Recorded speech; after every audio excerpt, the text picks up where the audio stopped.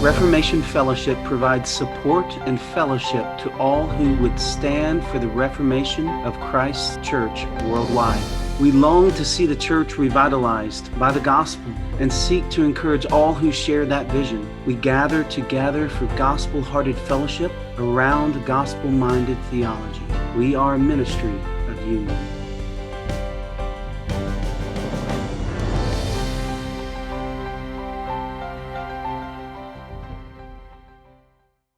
Hello and welcome back to the Reformation Fellowship. My name is Justin Schell. I am the host of the Reformation Fellowship Podcast. I'm so glad you're here today for this new episode. In fact, we are kicking off a two-part conversation today. Our guest this week and next week will be Joel Morse. Dr. Joel Morse is the Executive Director at Union and a good friend here, a part of the Reformation Fellowship, and we're excited for these two conversations. This first conversation, we're going to talk about generosity and stewardship. And as Christians, it can be a touchy subject. As pastors, perhaps we wonder if we are allowed to talk about it or if we're perceived to talk about it too much. But I think what we're going to learn today, what Joel's going to help us see, is that actually, generosity flows out of the heart of God. We grow in generosity because God is generous. And so we're going to look at that today. Next week, we will discuss with Joel leadership. So we want to zero in on leadership that is biblical, faithful, that is convictions driven, but also is full of the fruit of the Spirit of love, joy, peace, patience, kindness, goodness, faithfulness, gentleness, and self-control. So come back next week for that talk on leadership. But we're talking about generosity and stewardship today, and let's jump right in. Joel, thanks so much for joining us here on the Reformation Fellowship Podcast. Pleasure. Thanks for having me, Justin. Yeah, well, we kind of have to, as the head of Reformation Fellowship, it seems only right that the world hear from you. I'm not sure I'm the head. Maybe it's from my head, but I get that. It's a fellowship. It's a flat network of friends and brothers and sisters. So that's good. I see the humility shine through. Yeah, I tried that. Yeah. Well, again, thanks for joining us for this episode. We are talking about generosity and stewardship. I wonder if you might just kick us off by kind of helping us understand where you first became interested in the topic of generosity and stewardship. Yeah, thank you. Well, I think obviously I've just put a book out called Big Hearted on the subject of generosity and why we should be giving happily and not hesitantly. I'm also there's another book in the works somewhere where I'm looking at the theology of Jonathan Edwards on stewardship. So it is an area of interest for me, particularly in my role at Union, looking after donors and partners, working with trusts, looking at the finances for the ministry, and getting involved with a lot of business people. I come from a business background, engineering from industry, so it's a familiar world for me, getting to know people who God has really blessed with a lot of resources, and also becoming part of different networks of donors around the world and being introduced to the generosity movement that was kind of more recent. I found myself just being involved with some of this sort of work, this sort of ministry that has been pioneered, so with networks of donors, so that was interesting as well. And for my own self, obviously every Christian needs to be thinking about their giving and how they steward their finances. And it just became a topic that sort of caught my attention as I was speaking with pastors including my own pastor, and particularly as I was speaking with some of our donors, hanging out with them. I'd go and visit them sometimes just to call in, say hi, and just give it an update about how things are going at Union and how things are going with me. I mean, and there's always a relationship aspect to that, which I love. And I found myself quite often discipling them and pastoring them. And that was a real surprise for me to have that opportunity of shepherding our supporters who were getting behind us and giving generously to us to help the ministry develop. But I found that they had struggles in their own lives, and God put me in some situations where I was able to do quite a bit of pastoral care, and that was really great. But quite often I'd feel if you had a bit more depth theologically, as to why you're giving, as to why you're doing this, it would really help you. It would really help you to be planned and thoughtful and mindful in your giving, and see it as a ministry, as something that will bring you joy, but to know why we should be generous. And as I went around the generosity networks as well, doing various things, setting up donor platforms within different networks, and that relates to our work with church planting with Union Mission as we seek to resource church plants. Right. I just became aware that there was just a shallowness in the teaching and the training, and I don't mean that as a criticism, I really don't. But I kept hearing that it was a good thing to do, it's a biblical thing to do, and we should give because Jesus tells us to, and you'll have joy, and that's all true, that's all right. But it's sort of stopped there. So very pragmatic, good, sort of bringing people together and telling people that they should do it and they should prioritize it. But it was always people with wealth, with resources to do that, mainly. And I just felt no one's really going into why is this a good thing? Why should we give generously and happily? What's the theology there? And it just bothered me. It just sort of, because I work at Union, I guess, and we love theology at Union. It just bothered me. And then I had a conversation, as you do, with Michael Reeves, and I shared what I observed, and he instantly jumped on it. And after a morning, he'd written the book for me, basically. But he sort of helped me to drill into the theology of it, and that's really why I've done a book on it, and why I've been interested to really do a deep dive into the theology of generosity. And I think that that journey you share there resonates with me. My wife and our family, we raised support for 20 years, first as missionaries in the Muslim world, since then in various other ministry roles. And you often start thinking about generosity because you've got to raise support. A pastor is put into their role, and they've got to pay the bills at the church. They've got to maybe the classic example, got to lay new carpet in the church or something. And so we often come to this topic, I think, because we're thrown into a situation. And it's only once we get in there, I notice in my own life, that I start thinking about not just how to do that, how to get funds, but how to care for my supporters, how to think more biblically, more theologically about what's actually going on here when someone gives and when someone asks. And I think that's probably the case for a lot of people. Most people, at least that I've met, don't start with a robust understanding of a theology of generosity, for instance, and then decide to engage the topic. Is that what you've seen as well? That we often get into it because of the practical reasons, but once there, the Lord starts to do some stuff in our hearts.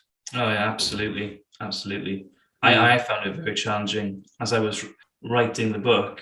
I think to myself, oh, ouch, that really hurt. That really stings. That what I just wrote would kind of rebuke me, which is quite interesting experience, Yeah. But because in a sense we're preaching to ourselves, aren't we? Whether we're writing or speaking, quite often you've got to preach to your own heart. And I've certainly been a missionary as well, and done support raising, and it's a wonderful thing. It is a wonderful gift to the church, for Christians to be able to give and to receive, out of grace, out of the overflow of generosity. And I've always been struck by particularly older Christians.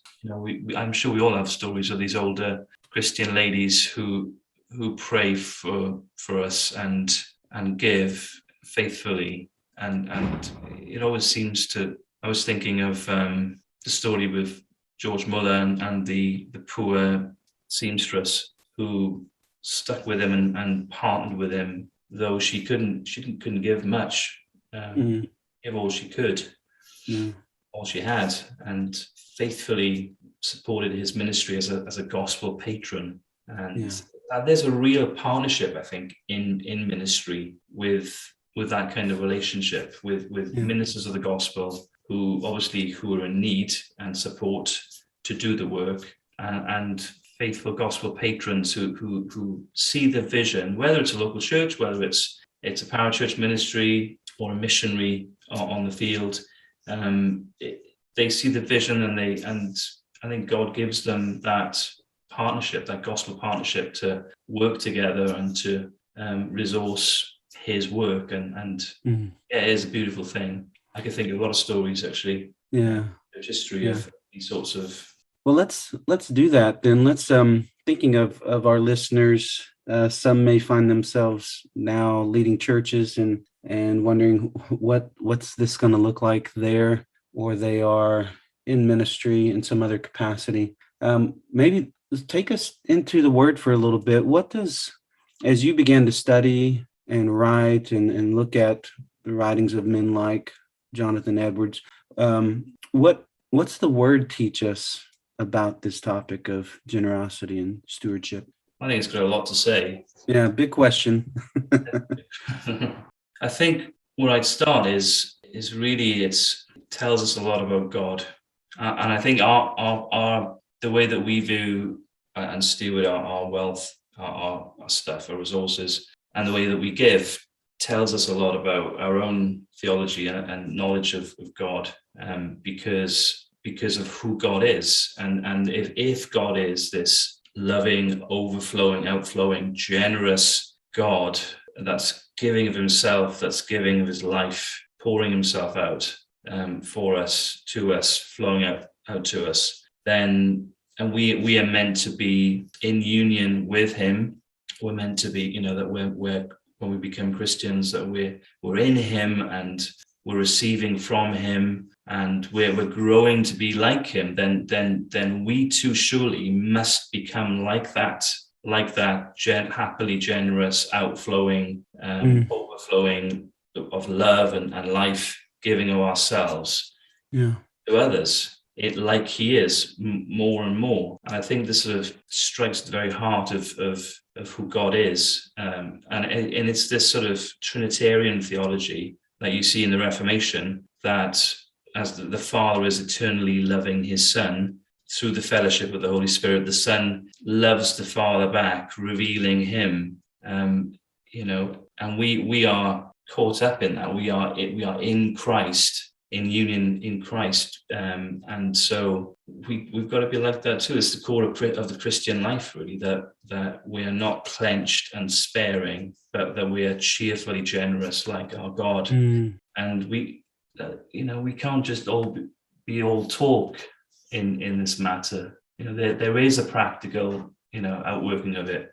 There has to be a practical working of it. If we're still hoarding and grudgingly giving, we're speaking about our own hearts, and it also we're speaking about our own relationship with the Trinitarian life-giving God, and so our view of him, and it betrays us So this really does strike at the heart of every believer. Really needs to grapple with this, and I think a lot of this has been lost. As I went back to look at different characters from church history, like Spurgeon and George Muller, and you've got people like Newton as well with his patron Thornton.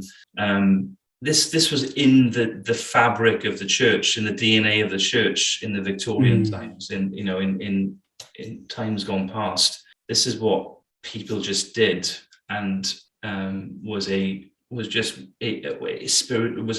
in the church, a spiritual discipline in the church. And I felt, as I was putting this book together, I felt like that we, to a large extent, we've lost that from our collective memory. We've lost that from our DNA in the church, that because of consumerism, because of our individuality, it's my money to do as I want. Worldliness, really. We've kind of lost that sort of alternative economy from our minds and our practices. And so I really want to seek to recover that in our churches. And I think that a lot of the gospel, the generosity movements and networks are trying to do that, are working to do that at some level. But it really needs to permeate through the whole church, not just for the wealthy people with the means to really give a lot of money, but every church member, every Christian should be living like this because of the theology, because of God. This is who God is. Before we get back to our conversation, we want to let you know how you can become a member of the Reformation Fellowship. You've heard our heart here in interviews. You hear it every time a new episode opens up. You hear we're here to gather like-minded, like-hearted gospel ministers to know one another, to encourage one another, and to partner together for the Reformation of Christ Church worldwide. That's what we're about. And if that's your heart, you can go to reffellowship.org and register a free membership that gets you access to some discounts, some free goodies, we're going to do some live conversations through Zoom with church leaders, with leading theologians and scholars as well. So go there to find out all about the benefits of membership. But I do want to draw your attention to one more benefit. March 22nd, 2022, in Naperville, Illinois, we're going to host a Reformation Fellowship gathering. It is a gathering for members of the fellowship and special invitees only. So we hope you'll join the fellowship, and we also hope you will consider joining us for what we're calling the Welcome to the Fellowship gathering.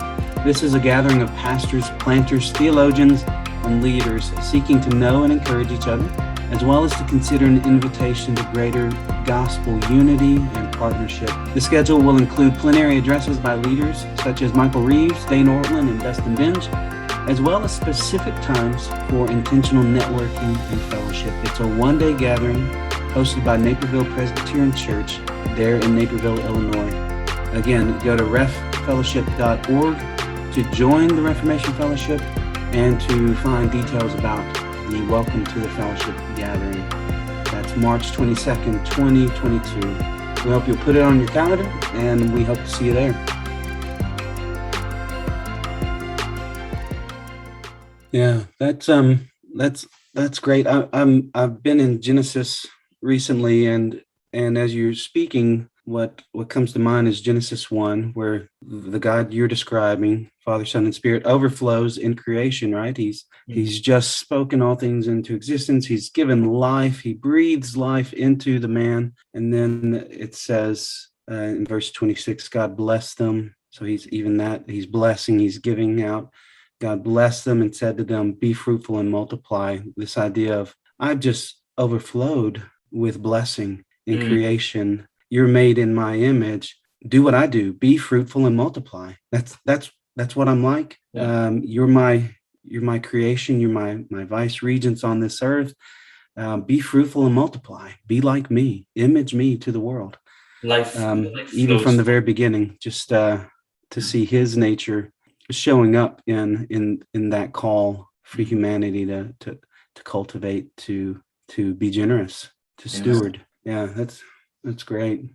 Yeah, well, I mean, the like you said, the life overflows. It flows from their union together as they reflect the Godhead, the union of Godhead. And yeah, thanks for sharing that. That's wonderful. You've mentioned a couple times a few characters from church history. I wonder, do you have a favorite stewardship, generosity story from church history, or a favorite? And favorite may not be the right word, but one that is most enlightening for you or challenging for you, a person or an event come to mind? There's one that's more, it's in a sense, it's more dear to my heart because of it's in Wales, it's geographically near.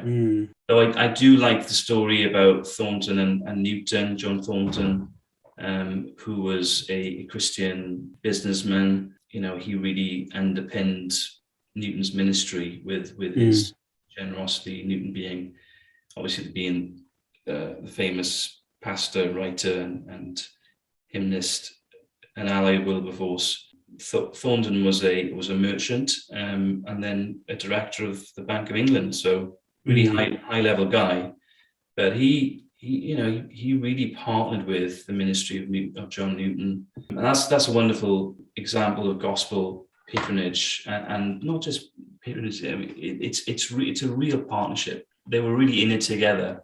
I love that, and you can see this through the Great Awakening as well, with Lady Huntington and what she did around the UK and Wales and church planting. And also there's sort of start of the 1900s, there are stories in Wales as well from the coal fields of Wales of mine owners whose names escape me, but they basically funded what was called the Forward Movement with Frank and Seth Joshua. Huge outreach to English-speaking coal miners and English-speaking people across Wales. Planted lots of churches, and these coal field owners, these coal mine owners, had a real concern for their workers. They had a spiritual concern. They built facilities for them, leisure facilities, and they cared for them physically, but they also wanted to spiritually care for them. And establishing lots of new churches around the mines was one way they could do that. And wonderful.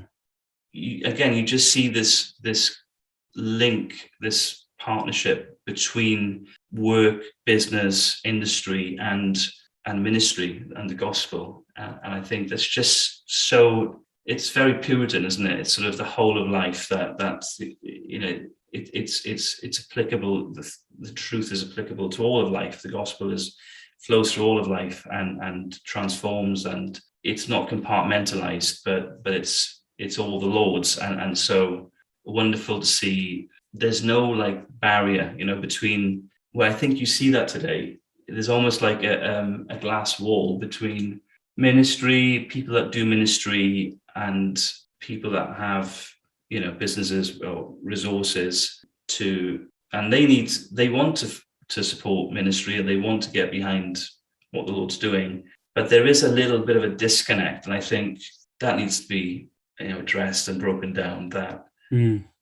That sort of border between, almost like a suspicion where, you know, people can be guarded against, or, you know, they're after my wealth, and ministry people really need help, and just finding ways of connect. That's what we've been doing in some of these networks, is trying to connect the resources and the wealth to where they need to go. So with Union Mission, we've been presenting church planting projects to potential donors, introducing them and connecting the funds to where they need to go, and that's been a huge joy. Just feel like we need to get back to that sort of more healthy and open discussion in the church around generosity and stewardship that is for everybody to be part of. Yeah. Mm-hmm. Can I just take you back to you asked me earlier about the word and Mm-hmm. you talked about Genesis, which is great. Also another passage that really struck me, and this is a kind of a ministry philosophy, really, but it's the Ten Commandments. But when Jesus answers in Mark's Gospel, chapter 12, describes question about what is the greatest commandment. Jesus said that you should love the Lord your God with all your heart, with all your soul, with all your mind, and with all your strength. And the second is this, that you should love your neighbor as yourself. And that's really been a help for me in the motivation of our good works. Where should our good works come from? Where should our giving, our generosity come from? That it's not of myself. It's not flowing out of my own good works, my own goodness, because our good works need to flow out of us loving God, out of our loving God. And because we love God, we can love others as ourselves and do good things, good works for them. And that's really the overflow of gospel generosity. And sort of the heart of the Ten Commandments, and I think is the ministry philosophy of a lot of churches as well. So a roadmap for us for how we can achieve the kind of profound generosity and good works that we see in the Bible. Yeah, that's great. That's great. As we there's a work in us as well, doesn't he? He does a work in our hearts, that he enlarges our hearts.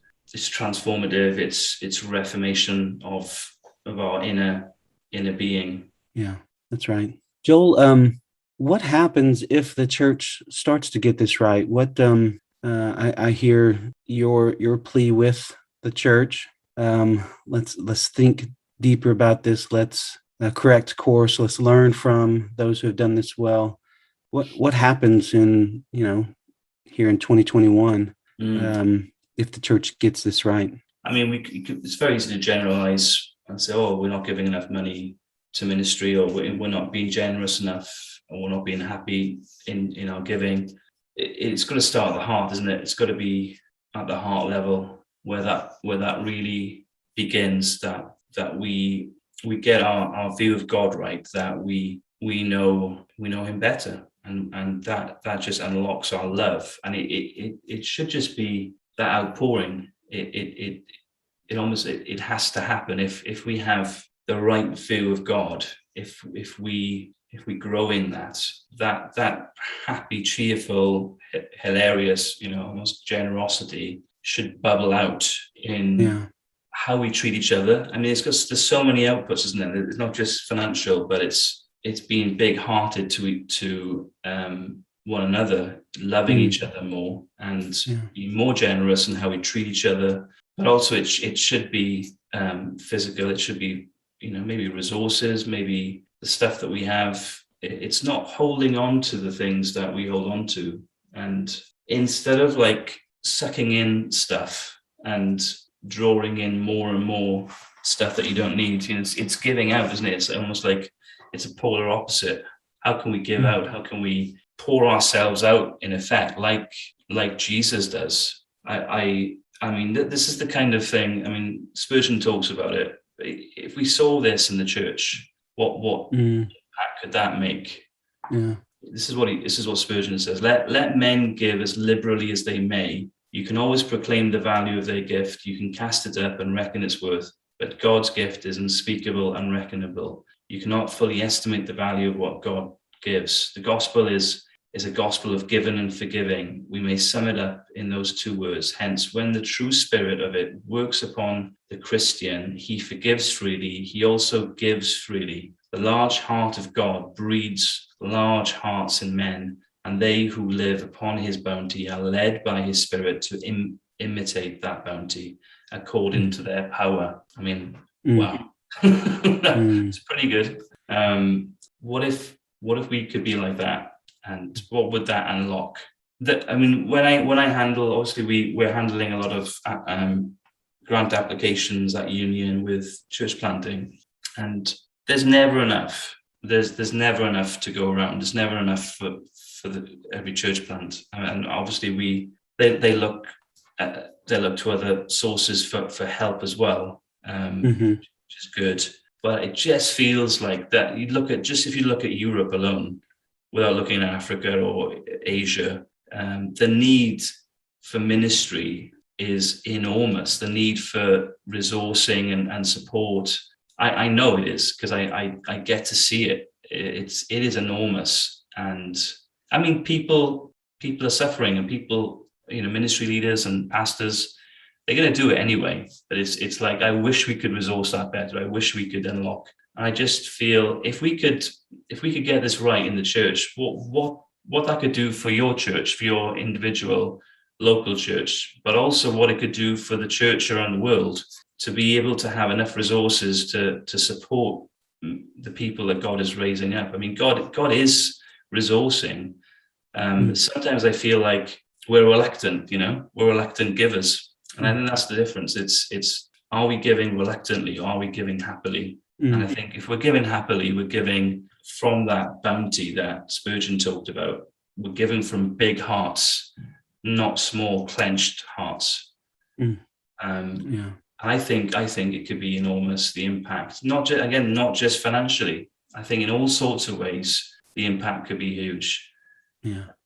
Obviously, the gospel itself is all about giving, and I think when we give of ourselves freely, we really point to the gospel and point to Christ giving of himself. But I'm not saying we need to be about works and not the gospel and speaking the gospel.